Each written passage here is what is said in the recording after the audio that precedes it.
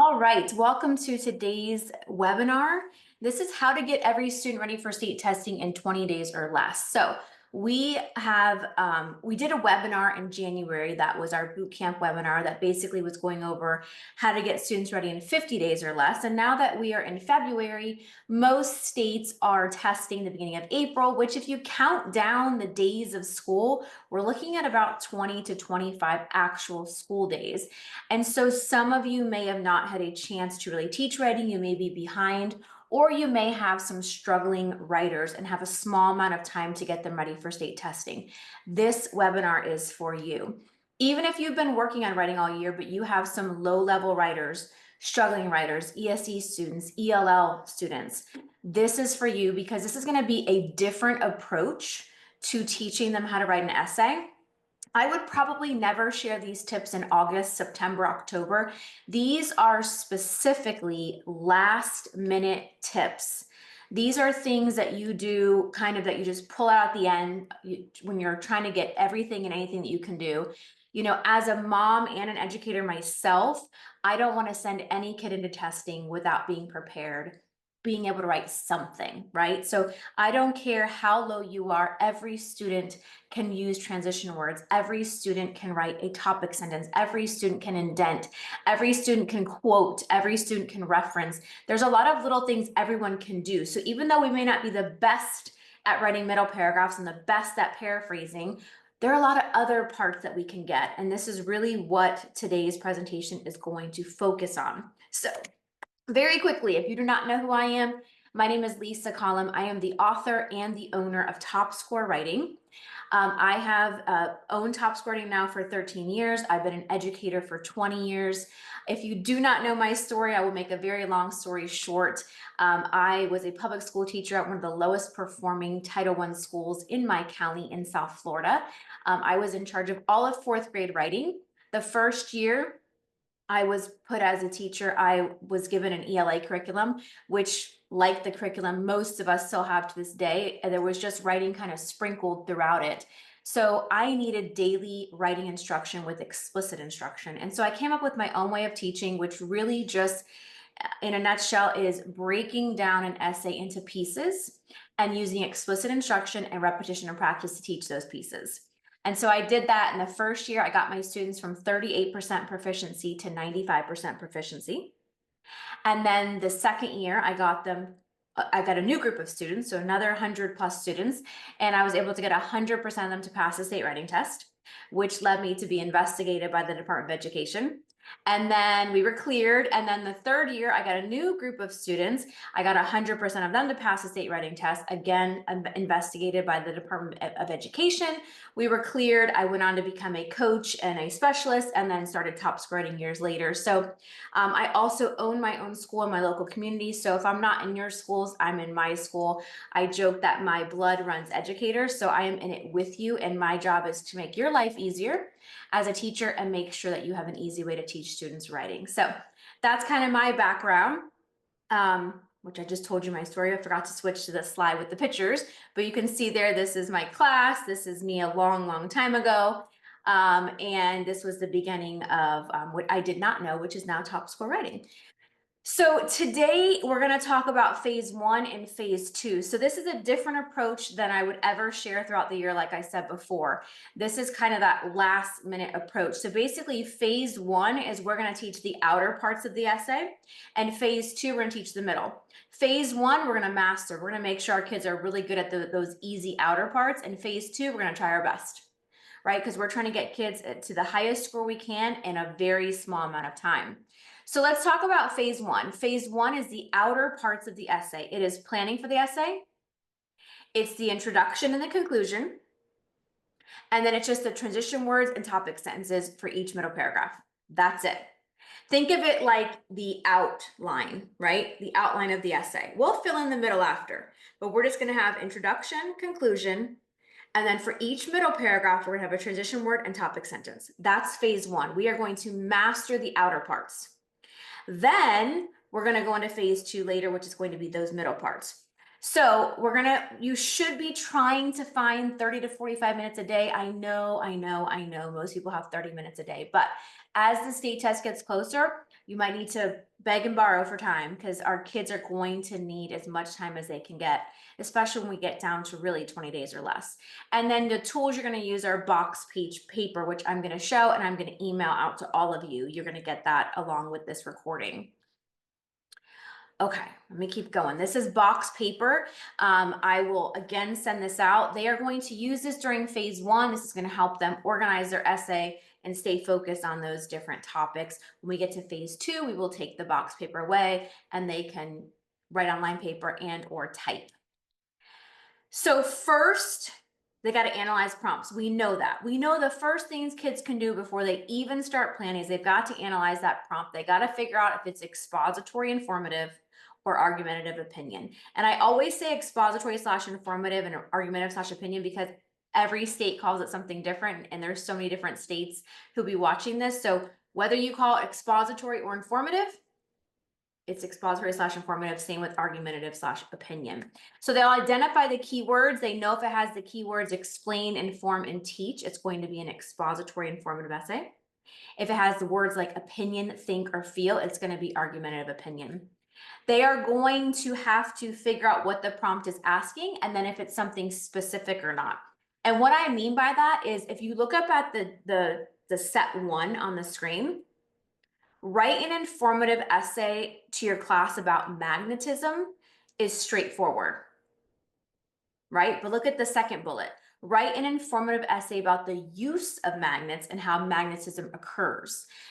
That one is specific, and it's really important that kids identify, is this a general prompt or specific? Because they need to know, they can't just, for that second bullet, they can't just write anything about magnets. They have to write about the use of magnets and how magnetism occurs. But the first bullet, they can just write about magnetism. Set 2, if you look, bullet point number 1, you have read several sources on the advantages and disadvantages of selling candy for fundraising in school. Write an opinion essay about whether or not you agree that whether or not you agree about schools selling candy as a fundraiser. But look at the second one. You've read several sources on the advantages and disadvantages of selling candy for fundraising in schools. Write an opinion essay about whether you believe selling candy for fundraising is beneficial or harmful. So the first one is just you agree that you should be able to sell candy as a fundraiser. The second one's very specific. It's asking you to say whether you believe, but then if it's beneficial or harmful. Okay, so it's just more specific. So first thing kids have to do is read that prompt, identify the keyword, decide if it's going to be the expository informative or the argumentative opinion. Then they've got to decide what exactly that prompt's asking them to write about and if it's general or specific. Once they've done that, they're going to plan. I know there are a million ways to plan, and I don't want you necessarily to change that up if your kids are used to one thing. But if you're looking for a different way, whatever you're doing may not be working, or you have kids that are still struggling, I highly suggest moving to a simple outline. I call this an ITC outline. I stands for introduction, T1 stands for topic 1, T2 stands for topic 2, T3 stands for topic 3, and C stands for conclusion. You will see next to each T, there's an A and a B. So next to T1, there's an A and B. Next to T2, there's an A and a B. And next to T3, there's an A and a B. These are your subtopics. So let me show you a full example. If I was reading passages on alligators, let's just say as an example, and the prompt was write an informative essay about alligators, I would go into the text and I would have to find topics on alligators. So as an example here, if you look on the right, I found topic 1, which is about alligator species. So I put a box around where it talked about alligator species, and I labeled it as T1 species. Okay, you see there it says T1 species. So I put a box around everywhere it talked about species, and then I labeled it as T1 species. Then I went in and I found 2 subtopics that talk about the different species. So in the first paragraph, it talked about the American alligator as one species of alligator. And then the second paragraph, it talked about the Chinese alligator. So I marked American alligator as my A and Chinese as my B. And then I went to my planning, I wrote it. Once I kept reading, I found T2, which is type of reptile, and T3, which is habitat. So you can see that that's all on my planning. So if you look at my planning on the left side of this screen, I've laid out what I'm going to be talking about in every single paragraph. You can see in my first paragraph, that's be my introduction.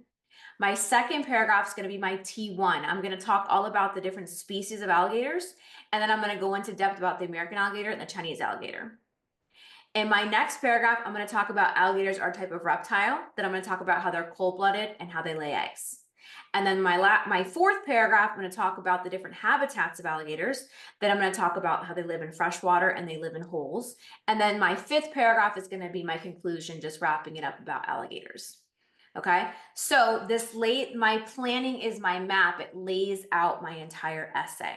Now, I teach kids to box and label.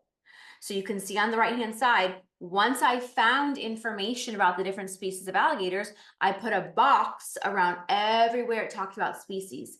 And then I labeled it T1 species, and I labeled my A's and B's. Now, many states, almost every state, requires students to type their tests. So I know they can't box and label when they're typing. I understand that. However, with our struggling students, with our low-level students, that paper, pencil, boxing, and labeling in the beginning, like if you're going to do this 20-day plan, if that's what we want to call it, for the first week or so, let them box and label, because I need them to understand the process of identifying where their topics are and remembering where that part is. And what I eventually have them do is, you can see here that, let me go back to show you, this is a better one. You can see here, I found topic 1 species in paragraph 1 and 2. See how 1 and 2? So when I go to type, I can't mark on my passages, but I can mark on my planning sheet, because remember, students do get a planning sheet they're allowed to write on. So because I found species in paragraph 1 and 2, I would, on my planning sheet next to species, I'd write P1 and 2. And then I'd specify American was in paragraph 1 and Chinese was in paragraph 2. Let me tell you why this is so important for kids to mark on their planning. When they're typing away and they get to that paragraph on species, if they haven't marked what paragraph they found it in, they're going to end up scrolling, going, wait a minute, I don't know where it was, rereading everything, wasting time, freaking out, panicking. I don't remember where it talked about species. Scroll, scroll, scroll. But if they have it marked on their planning, oh, species was in paragraph 1 and 2. Let me scroll to paragraph 1 and 2 right there. Okay. Now I can type. Why, it's right there on that side. Paragraph 1 and 2 are right there. I can pull my quotes from there. I can pull my paraphrase information. It's right there. So it's really important that kids understand they have to mark where they found their topics. Okay. So that's how they'll do it for typing. Now, remember, I told you phase 1, we're going to teach planning, introduction, transition words, topic, sentences, and conclusion. And you're going to see in a minute how this all comes together. I'm going to show you. Introduction paragraph, there are 100 ways to teach it, and they're all right. Okay. I'm giving you 2 simple ways. Okay. That's it. Hang on real quick. When they're marking, someone asked, when they're marking the page number on their planning sheet, how do you have them differentiate the articles and text sets? Okay, so in almost every state, and I know for sure Florida, the paragraph numbers go throughout all the passage sets. So that doesn't restart every passage set. So it'll, like if there's 3 passages, it'll just keep going. So there'll be 1, 2, 3, 4, 5, 6, 7, 8, 9, 10. It'll just keep going through all the passage sets. It doesn't restart. So when they're marking it, they just put the paragraph number, and that's how they'll know where to find it.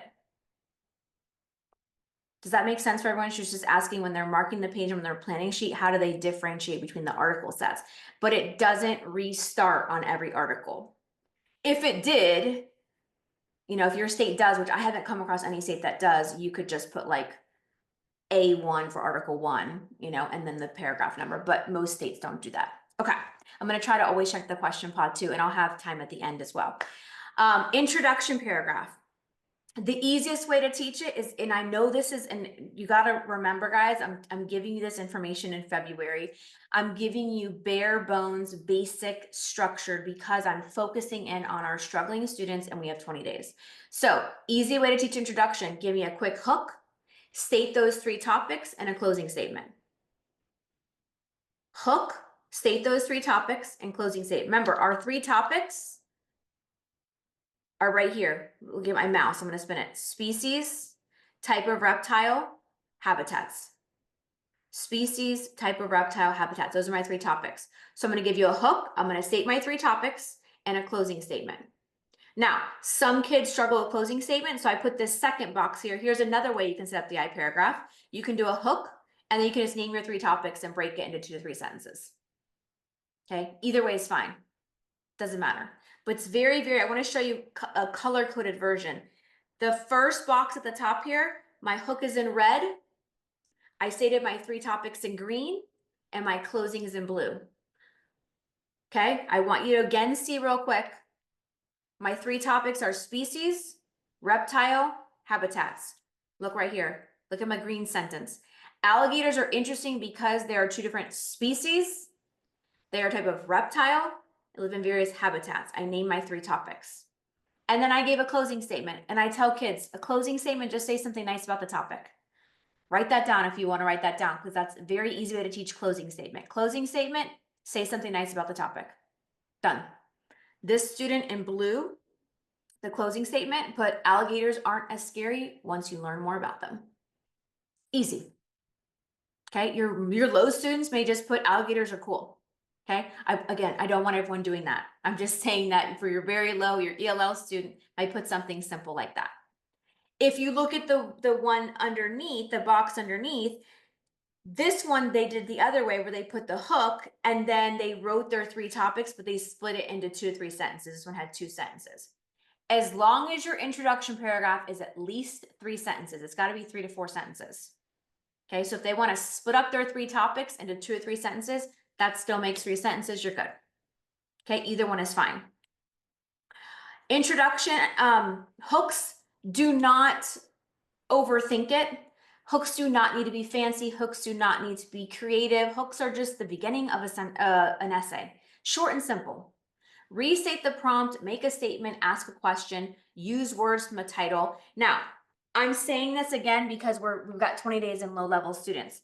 For those students who cannot read on grade level, who are very below, for those students who speak a different language, those students who can barely get a sentence out, teach them to take words from the prompt and make a sentence.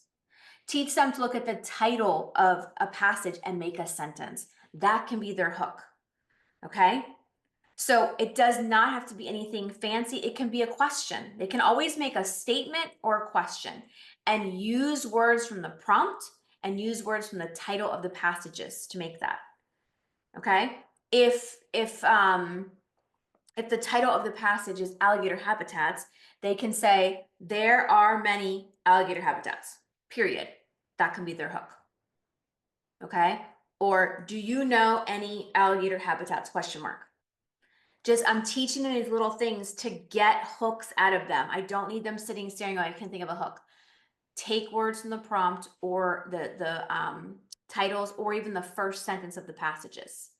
Okay, I wouldn't get into onomatopoeias and riddles with 20 days left. I'm just giving you my opinion, but they can do that. It's just a little too late in the game, and those are a little too for some kids. So I say a sentence, a statement, or a question, and use words from the prompt and or titles. Okay, transition words. They are going to start the middle paragraphs of the transition word. Again, it does not have to be fancy. Your ELL students that we can barely get a sentence out of and are barely speaking English, if they want to use first, second, third, go for it. I do not want 15 of your 20 kids using first, second, and third. You know who I'm talking about, are 1, 2, or 3 kids are working with. Or if you're an ESC teacher who has a small group, it's okay. Their transition words should match their level of writing. What I mean is I don't need a basic writer who can barely write the word first to use some crazy transitional phrase. Let their transition word match their level of writing. What I like to do, which I don't think I have a picture of, is I get an index card, okay? And I write 1 dash, I'm a visual person, guys. I gotta write this out for you. Pretend this was my index card. I'd write 1 and then a line, 2 and then a line, and 3 and then a line. Okay? You guys see that? 1, a line, 2, 3. And I tell the kids, pick your favorite transition word to use for first, pick your favorite transition word to use for second, and pick your favorite transition word for third. I'd have an anchor chart and I'd have them all pick. So let's say this kid picks For first, he wants to use to begin with. For second, next, and for third, last. So they would write, I know it's hard to see, but I would write to begin with next to one, next to two, and last next to third. I keep this on my desk, and from now to the 20 days left, I use these words whenever I write my essays. Those are my transition words. Okay, it helps narrow it down because kids are just staring at anchor charts going, I don't know which one to pick. Just pick them and write. Okay, and for your kids that are much lower, and you know who I'm talking about, first, second, and third is perfectly fine. Okay, conclusion paragraph, just like introduction, there are 100 ways to teach it. I'm teaching you one today. I'm giving you the most simple version for the 20-day or less plan. Give a quick overview, summary of the topic in the first sentence. Restate those 3 topics in the second sentence, and give me a thought or feeling in the third sentence. Quick overview. In conclusion, I'm reading the red sentence. Alligators are remarkable because there are 2 different species. They're a type of reptile, and I think they live in various habitats. I think everyone should learn more about alligators so they can understand this mysterious creature. Alligators are an important part of the ecosystem. Very simple. Okay. Now, look at this screen because this is phase 1. This is all I want your kids to do for phase 1. I want them to write a good introduction. I want them to write a transition word and topic sentence for their first topic. I want them to write a transition word and a topic sentence for their second topic, a transition word and a topic sentence for the third topic, and then a conclusion. That's it. This is the outer parts. If they can master this and do okay on the middle, because the middle's hard, they'll get a decent score. This is the easy stuff, okay? This is the stuff that out of the 20 days, I want you to spend 12 to 15 on. This is the stuff that they really need to be good at. The middle, we'll do our best, right? But every kid can indent. Don't let them lose points on how they set up their essay, okay? Or how they organize is the word I'm looking for. Don't let them lose points for organization. Organization is part of what is scored all the time. You've got to organize, and that starts with a simple indent space. Don't let them lose points because they didn't put transition words. Every single kid, I don't care how low you are, every kid can learn how to write the words first, second, and third and put a comma after it. This is why the box paper is so good, because you could just start, if you have a very low student, just by putting first comma, next paragraph in the box, second comma, next paragraph, third comma, and then you build your topic sentences. Now, I'm going to be honest with you. Look at R3, for example. Our third reason, this is a different topic because I was just using different examples. This is about China, and the third reason is about China's festivals. Your low students may put third comma festivals. And look at R2. Second, China has a special type of writing. Your low students may put second writing. That's fine. They put a transition word and they put the topic. Of course, I want them to try to write a sentence, but I'm just saying your lower students may just put that. That's fine. Okay, and then I have my basic introduction and my basic conclusion. This is the stuff you're going to want to do over and over and over and over and over and over again for the next 10 to 15 days. You are just going to do this for different prompts every single day. Okay, if you have 45 minutes, you might be able to do this every single day for the next 10 days and do 10 different essays like this. Now remember, we're not right in the middle paragraph just, we're just in phase 1. But this isn't something you're just gonna do once or twice. To master these pieces of phase 1, you've got to do it a lot. You got to pull out different passages and prompts. And if you have the curriculum, you have plenty of passages and prompts to choose from. Okay, but you're gonna want to do this. Just there's no other secret besides repetition and practice. Okay, that's it, repetition and practice. So work on introduction, conclusion, and transition words and topic sense. Okay, that's phase 1.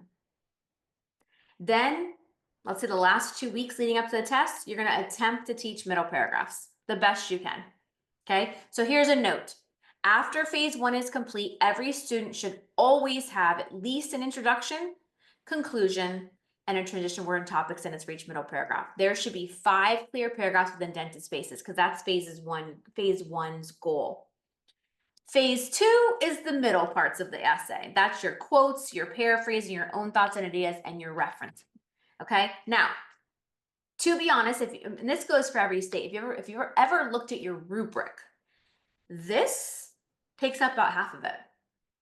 Organization, clear introduction, satisfying conclusion, transitional words and phrases, clear topic sentences, staying focused. You're hitting all these boxes. We can check on the rubric just with phase 1. So don't think by just phase 1, you're not going to get a good score. You could get a pretty decent score. And if your middle paragraphs are you could pull off a good score. Okay, so that's the part you want to master. Then when you get to phase 2, we're going to start talking about those middle paragraphs. So if you're familiar with my program, you know this structure. If not, this can be new to you. So I'm going to explain through it real quick. Just look at T1 for me, for example, or to start with. T1 is species, and then my A is American, and my B is Chinese. When I go to write this paragraph, I'm going to have a transition word and a topic sentence. My topic sentence is going to say the word species in it, right? Because that's my topic. And then I'm going to write at least 3 to 4 sentences about my A, which is American alligator, and at least 3 to 4 sentences about my B, which is Chinese, and then a wrap-up sentence. That's going to be my T1 paragraph. Now keep going with me here. Now I go to T2. I'm going to have a transition word. Then I have a topic sentence that says type of reptile, because look at T2. My topic is type of reptile. So my topic sentence has to say my topic. Then I'm going to write at least 3 to 4 sentences about them being cold-blooded, which is my A. And then I'm going to write at least 3 to 4 sentences about them laying eggs, which is my B. And then I'm going to wrap up. And stay with me for one more paragraph. Go to T3. I'm going to have a transition word. Then I'm going to have a topic sentence that says habitats. Then I'm going to write at least 3 to 4 sentences about freshwater, which is my A. Then at least 3 to 4 sentences about holes, which is my B, and a wrap-up sentence. So you see, this structure on the right-hand side is how you set up T1, T2, and T3. Now, you may say, how do I write 3 to 4 sentences about A and 3 to 4 sentences about B? You go into the text and you quote stuff, you paraphrase stuff, and you put your own ideas and thoughts. Now, I will tell you, I don't care how low a student is, every single student can quote because you do nothing but copy and put quotation marks. So that's another thing that's a non-negotiable for me. In addition to just this, every kid should have a quote. And if they're your really low kids, they might have a couple quotes. Because every single kid can put a quote and get a point for putting evidence. You just have to make sure, they put quotation marks around what they copied.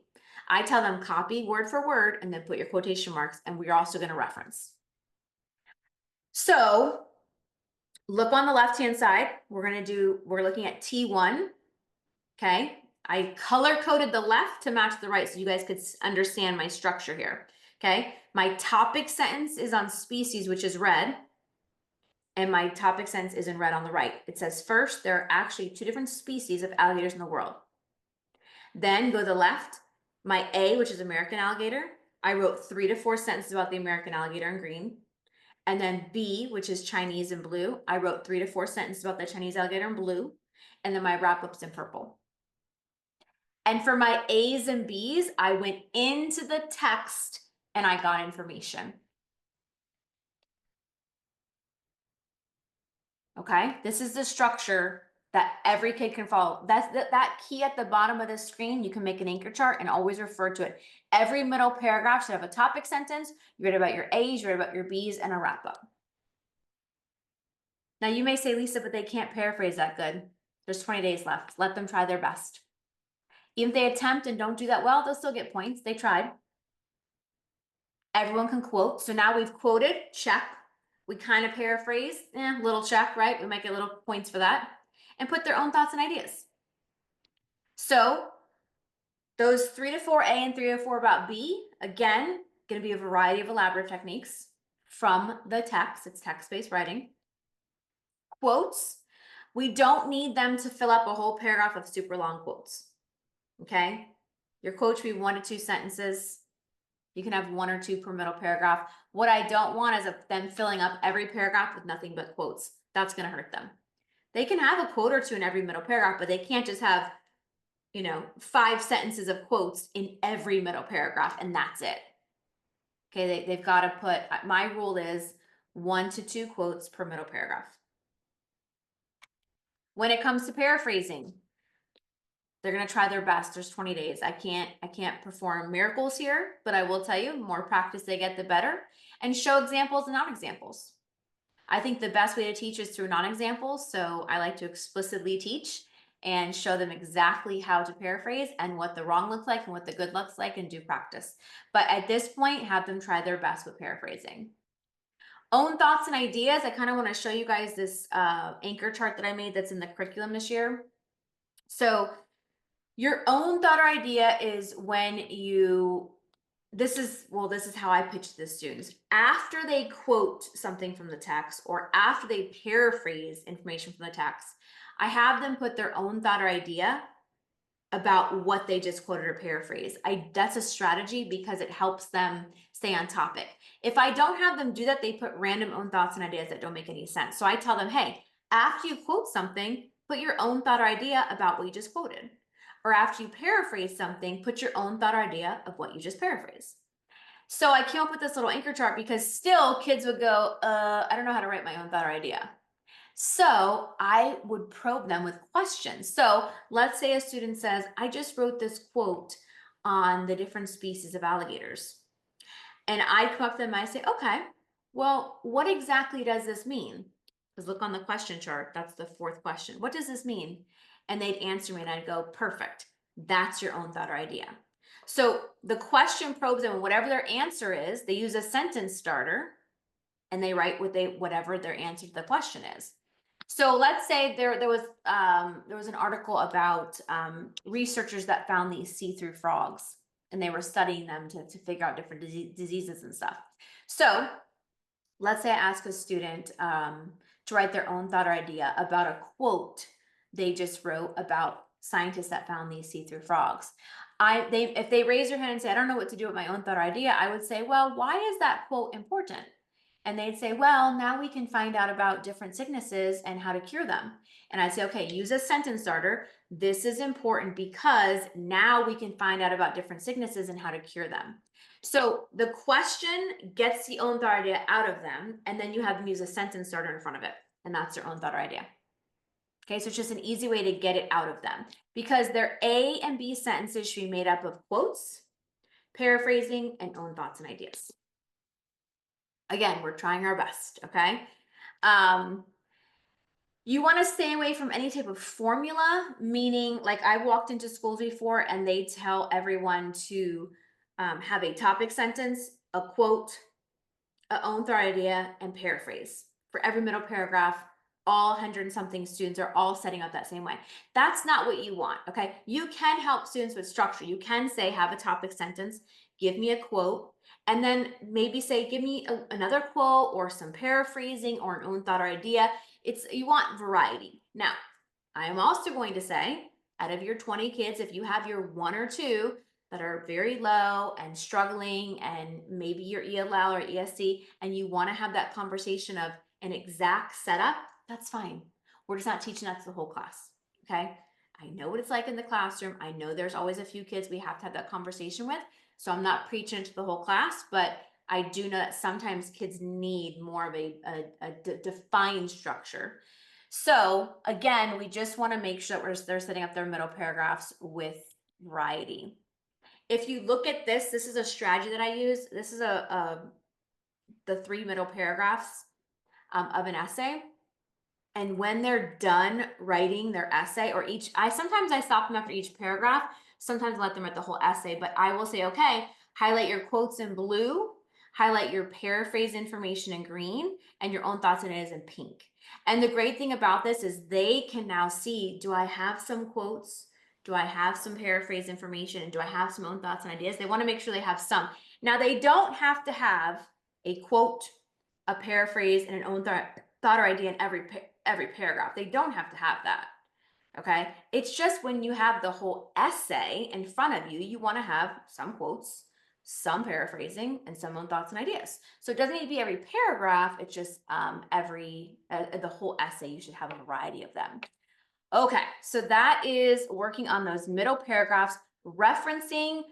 Almost every state requires specific referencing, meaning that you can't just say according to the text or in the article. You have to put the article title or the source number or the page number paragraph, something specific.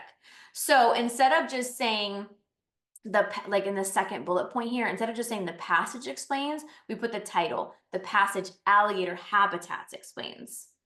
Instead of just saying it states, we put on page 7, paragraph 2, it states. So it's got to be specific. And some states will allow you to do the parenthetical citations, which are down in the box below. I love this way, especially for my struggling students. And with 20 days or less, I would say do it this way because, again, every kid, regardless if they can read on grade level, whether they speak English or not, every kid can copy the title and put it in parentheses. Okay, again, I'm giving you February, March tips. All right, so every kid, after they put a quote, can look at the title of where they got the quote from and put that in parentheses at the end of their quote. And now you just got to check for quotes as a form of evidence, and you just got to check for referencing. So every kid should not lose points for quotes and should not lose points for referencing because everyone can do it. Okay, again, just another little thing of how you're just going to get more and more points. And you know what? If your paraphrasing isn't that good, you lose a point or two, right? Or if your own thoughts and ideas aren't good, you lose a point or two. What is that? 3, 4 points? You just got all the other points because you indented. You have an introduction, a conclusion. You have forms of evidence through quotes. You have referencing. You have topic sense. You stayed on topic in all your paragraphs. You're getting points for everything.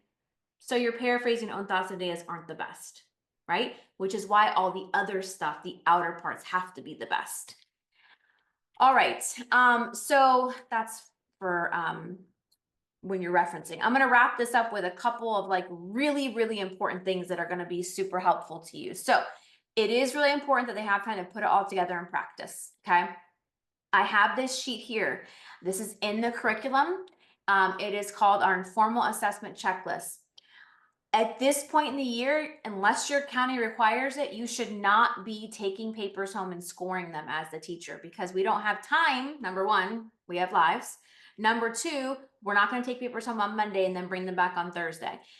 The score means nothing to a kid right now. The kid does not need to hear, hey, you got a 4 out of 10, or hey, you got a 5 out of 12. That means nothing.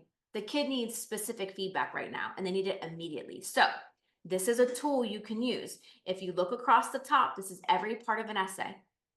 You just put their names on the left, and whenever they're taking a practice test or they're writing a full essay, you put this on a clipboard and you walk around, you simply put checks and X's. So you're gonna walk the room 20, 25 times. And as you go by, you're gonna keep looking. Okay, they have the introduction correct, check. Oh, they forgot transition word, X. Oh, they have quote, check. And you're just putting checks and X's the whole time they're writing. You're going around, round, round. And by the end of their essay, you're going to know all the strengths and weaknesses of your entire class by this one sheet. And you do not need to take papers home. You do not need to score them. And you can conference the next day. Okay. This tool is magical because you can do it all while they are writing and you have all the feedback you need and you can conference the next day. Okay. So use things like this to be able to use the time they're writing and be able to conference with them immediately. I also have these conferencing notes, which is technically the same thing, except instead of putting checks and X's, you would just fill out the boxes. So you put everyone's name, and then as you walk around, you put little notes, struggling with planning. Okay, next student, good planning, but forgot hook. Next student did not indent. And you're just, as you walk by every kid 20 times, you're filling out the boxes with notes. And then you don't take the papers home and score them. You come in the next day and you conference based on these notes. Okay, so just 2 ways, because from now until test day, there's nothing they can do but write. And you don't need to be taking papers home. As much as you can, make it fun. So they're going to get really bored and they're not going to like you or writing if you're just at the front teaching every day. So a couple ways real quick to make this fun. If you do seminars, literally all a seminar is just a lesson in the cafeteria or the media center. I used to do this with my kids all the time. They thought it was the funnest day ever. And I was like, you just are getting a lesson in the cafeteria, but I called it a seminar and I gave them clipboards and I had the principal come in and say hello. And I taught the exact same lesson I was going to do in the classroom, but I taught it in the cafeteria and they thought it was the coolest thing ever. So hosting seminars is great. Table writing, you can put groups of tables around the room, label one, the I table for introduction, T1 table, topic one, T2, T3, C, and you have them go to each table to write each parts of their essay. Okay, so when they're ready to write the introduction, they go to the introduction table. They can sit up or, stand up or sit down. They can write and they just move around the room as they're writing. Partner writing on big post-it notes, those big sticky notes, you can partner them up, have them write their essay. Class created essays where together as a class, they give you feedback and you do like a guided practice, you write an essay together. Pairing them up with another grade level or same grade, just different class. And then student exchange, your kids come to my class, my kids go to your class, we teach a lesson. Just different ways, all the same thing. It's just changing up the environment, the faces, things like that. All right. Make sure there's always time built in to review and revise. The conferencing is huge. And if you've never heard me talk about conferencing, I would go on my YouTube or any of my social media and look up conferencing. I do a lot of videos on this. When I say conferencing, I mean about 30 seconds to 90 seconds, short and sweet. I describe kids as having TikTok brains, so as short and sweet as we can keep it, the better. But our kids do need to hear that quick feedback. If you do not know this, I have a free site. It is tswtest.com. You can upload passages on the left and type on the right, and then you can download them and submit them to your teacher. There's no login, there's no requirement. It is free, it's open to you. It's a great way for students to practice typing their essays and scrolling on those passages. Okay, and last but not least, if you are not on my email list, I send out every free resource I create to my email. And if you've been on it, you've been seeing all my transition and word activities. I have so many more that are coming out to you. These are all free activities. To sign up for my email list, you just go to topscorewriting.com and you click on sign up for email list. You put your name and email and you are good to go forever. You are on it. So I highly suggest doing that. If you have Facebook or Instagram, if you like and follow us, and then of course our YouTube channel as well, you're going to find more resources than you probably ever thought were out there for writing. My email is lisa@topscorewriting.com. I am the author and owner. I have a team of educators that works with me. We are here to support you, whether you use my program or not. We're here to support you with writing all school year long. We are also visiting schools all over the country. So if you do not use our program, or even if you do, if you'd like a school visit, please email me. I'd love to stop by and say hello, visit your class, answer any questions. And then for those of you that just have questions in general, reach out to us. We are always able to jump on a quick Zoom or a phone call for 5-10 minutes and help out you or your team, answer any questions, things students may be struggling with, any resources you need, things like that. Just know that we're here to support you throughout the school year. So I really hope you enjoyed this presentation, that you're able to use it. If you are going to use these tips and strategies, I'd love to hear your feedback. Please share that with me. This is a really good 20-day strategy that works really well with the phase 1 and phase 2, and you should see students picking up on things quickly, because instead of approaching an essay as a whole, we're kind of conquering the easy parts first and then doing our best on the middle. And so for kids, it's less overwhelming and it's something that they can definitely conquer. So enjoy the rest of your day. I will be sending out this recording as well as the box paper to you. And please reach out if you need anything. Have a great day, everyone.